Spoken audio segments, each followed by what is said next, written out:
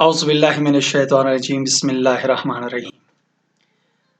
अस्सलाम वालेकुम दोस्तों, हम जो भी नमाज शुरू करते हैं, हर नमाज की इब्तदा करने से पहले नियत के बाद जब नमाज शुरू हो जाती है, यानी जब आप नियत करते हैं तो आप फिर भी इधर उधर देख लेते हैं तो कोई हर्ज नहीं, आपको गुनाह नहीं मिलता।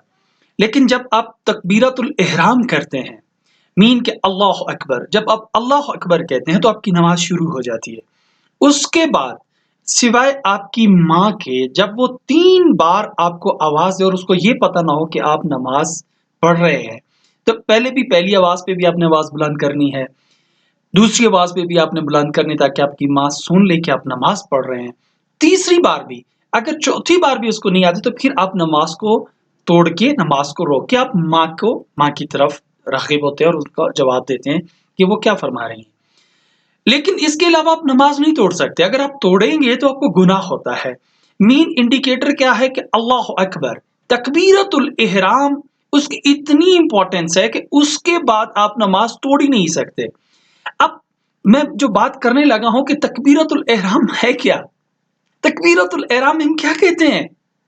जिससे नमाज शुरू होती है, और हमारे पूरे मुसलमानों का यही अकीदा है। कोई भी दुनिया का ऐसा मुसलमान नहीं है जो तकबीरतुल इहराम नहीं करता।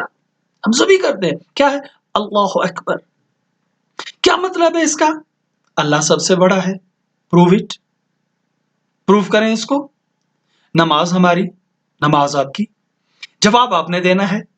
कल अल्लाह को आपने जवाब देना है रोज़े माशर, क्योंकि एज ए मुस्लिम हमारा, और वो अल्लाह अकबर, अल्लाह सबसे बड़ा है। Prove it. नमाज आपकी है, नमाज मेरी है।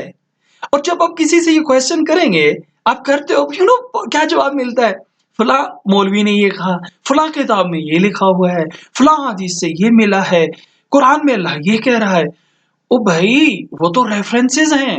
अल्लाह ने आपको डायरेक्शन दी, पाक नबी सल्लल्लाहु अलैहि वसल्लम ने आपको डायरेक्शन दी, सूफिया, औलिया, उलमा ने आपको डायरेक्शन दी। ये तो उन्होंने उसको प्रूफ किया कि अल्लाह सबसे बड़ा है। आपकी क्या कंट्रीब्यूशंस हैं? आपको कैसे पता कि अल्लाह सबसे बड़ा है? देखिए, बात है थोड़ी सी, बिल्कुल हम अशरफुल मखलूकात क्यों हैं, इस बात को समझें प्लीज, इस बात को समझें। वो इसीलिए हैं कि हम ब्रेन रखते हैं। हम ब्रेन से एक्सप्लोरेशंस, अल्लाह ताला की इस बनी हुई कायनात को एक्सप्लोर कर सकते हैं। अल्लाह ताला की किब्रियाई को प्रूफ कर सकते हैं। हम अल्लाह ताला कितनी कायनातें हैं, सियारों का निज़ाम, इसी तरह से हमारे अंदर की जितनी भी कायनात है, मैकेनिज्म्स, इन सबको एक्सप्लोर कर सकते हैं। We have the capabilities, only we are the creations, that's why we are the super creation. तो इस चीज को हम कब समझेंगे? देखिए, मैं रिक्वेस्ट यही करता हूं बार बार, मेरा कहने का मकसद ये है कि अल्लाह अकबर जो इब्तदा ही है हमारी नमाज की, हमारी हर बात की, इसमें भी अल्लाह ताला ने इतनी रिसर्च, इतना मैकेनिज्म, इतना विजन आपके ब्रेन के मुताबिक रख दिया कि जो आप सोच भी नहीं सकते।